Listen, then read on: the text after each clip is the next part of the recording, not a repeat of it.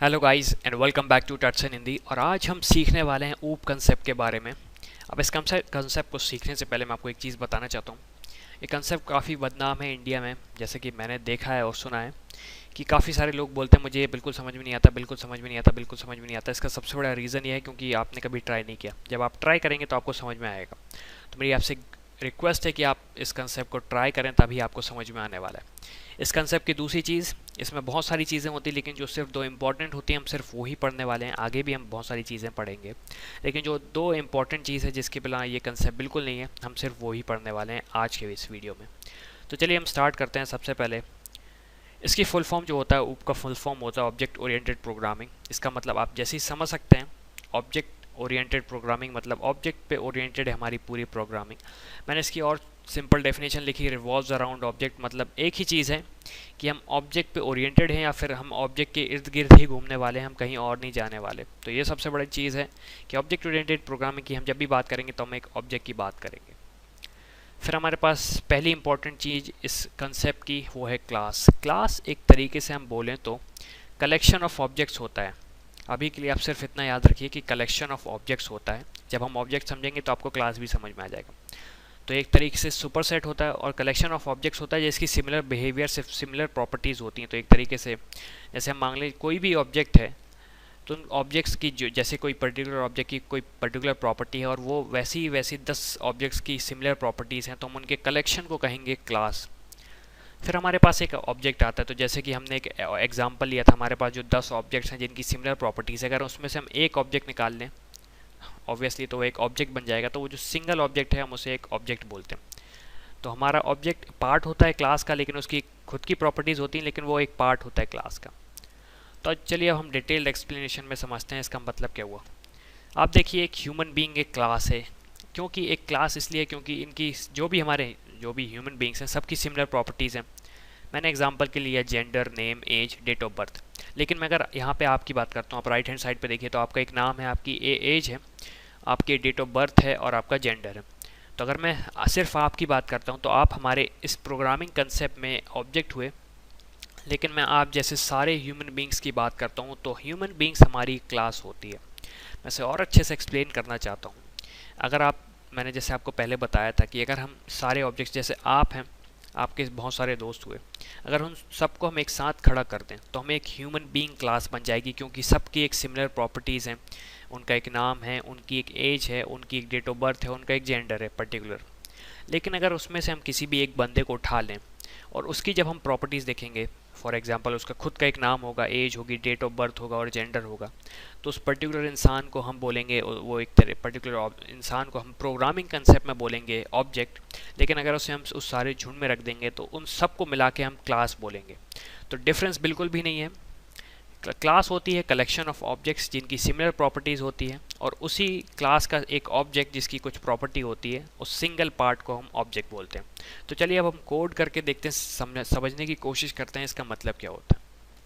चलिए गाइस, तो अब हम क्लासेस के बारे में सीखते हैं। क्लास क्या होती है, क्लास कैसे बनाते हैं और उसका ऑब्जेक्ट कैसे बनाते हैं। तो हम सिर्फ इस वीडियो में ये सीखने वाले हैं। इस वीडियो में मैं जो करने वाला हूँ वो शायद आपको समझ में ना आए, क्योंकि मैं उसे एक्सप्लेन नहीं करने वाला हूँ। हम इसके बारे में जो हम कंसेप्ट आज, मतलब एक तरीके से इसके क्लास के अंदर के जो कंसेप्ट होते हैं वो आगे जाके सीखेंगे। क्योंकि मैं चाहता हूँ कि मैं धीरे धीरे आगे बढ़ूँ, एक बार में आगे ना बढ़ूँ। बहुत सारी चीज़ें होती हैं क्लास के अंदर। तो आज हम सिर्फ क्लास को बनाना सीखेंगे और क्लास को कैसे यूज़ करते हैं वो सीखेंगे।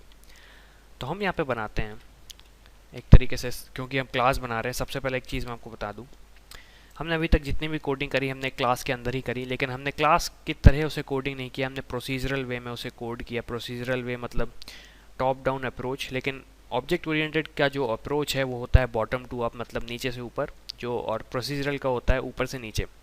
तो हमने अभी वो प्रोसीजर अपनाया, लेकिन अब हम अपनाने वाले हैं क्लास का प्रोसीजर। तो आप देख सकते हैं, मैं चाहूँ तो एक न्यू फाइल में बना सकता हूँ, लेकिन वो मैं बाद में अगले वीडियो से बनाने वाला हूँ। मैं इसी फाइल के अंदर करूँगा, मतलब क्लास जो आज बताने वाला हूँ इसी फाइल के अंदर बनाने वाला हूँ, जिसका नाम है program.cs, जो आपको जो लिंक मिलेगी उसमें आप देख सकते हैं। अब मैं एक चीज़ आपको बताना चाहता हूँ, अभी मैं जो भी कोड करने वाला हूँ मैं इस नेम स्पेस के ब्रेसेस के अंदर करने वाला हूँ, तो आप प्लीज़ उसे ध्यान दीजिएगा।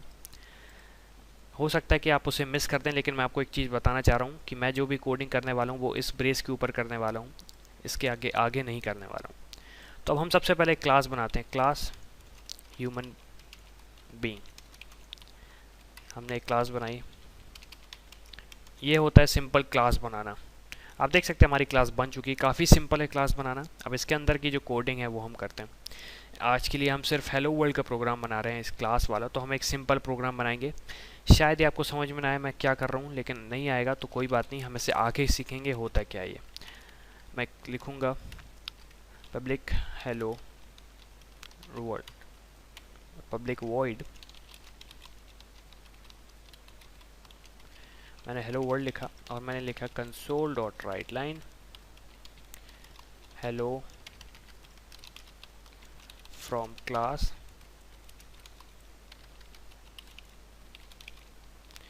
मैं इतना सा कोड लिखा, बस ख़त्म। हमारे कोड ख़त्म हो चुके क्लास में, जो आज हम करने वाले हैं हमारा कोड ख़त्म हो चुका। अब मैं इस क्लास को यूज़ कैसे करूँगा, तो मैं यहाँ पे लिखूँगा ह्यूमन बीइंग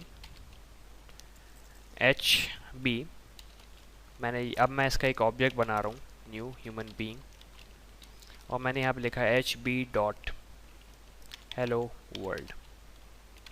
एक्चुअली मुझे इसे शॉर्ट फॉर्म में लिखना चाहिए, क्योंकि एक तरीके से जो मेरे नेमिंग कन्वेंशन वो ये है कि हम जब भी क्लास लिखने वाले हैं तो हम क्लास को कैपिटल लेटर से स्टार्ट करें, कैमल केसिंग, और जो भी उसके फंक्शंस हैं उसको शॉर्ट फॉर्म स्मॉल लेटर से स्टार्ट करें। तो हम यहाँ पे लिखेंगे हेलो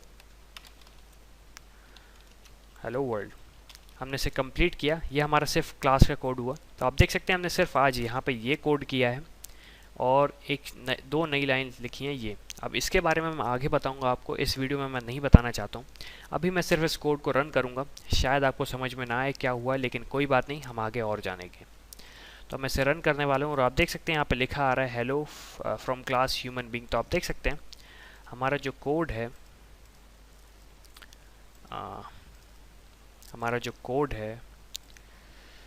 हमारा जो कोड है वो रन हुआ सक्सेसफुली। हमने एक क्लास बनाई ह्यूमन बीइंग नाम की, फिर हमने उसके अंदर एक फ़ंक्शन बनाया। क्लासेस में हम फंक्शन को एक तरीके से मेथड बोलते हैं या फिर प्रॉपर्टी बोलते हैं, तो अभी हम आगे जानेंगे। तो हमने यहाँ पे एक फ़ंक्शन बनाया हेलो वर्ल्ड, उसके अंदर मैंने सिंपल लाइन लिखी console dot right line hello world from class human being. फिर इस लाइन में मैंने एक ह्यूमन बीइंग नाम क्लास लिखी, उसका नाम लिखा। फिर उसका एक ऑब्जेक्ट बनाया HB नाम से, कुछ भी दे सकते हैं हम ऑब्जेक्ट का नाम। फिर हमने लिखा equals to new human being, और फिर हमने लिखा HB डॉट हेलो वर्ल्ड। तो ये सिंपल हमारा स्टार्टिंग फेज़ है क्लासेस का। इसके अंदर हम बहुत सारी चीज़ें सीखने वाले हैं क्लास और ऑब्जेक्ट के बारे में।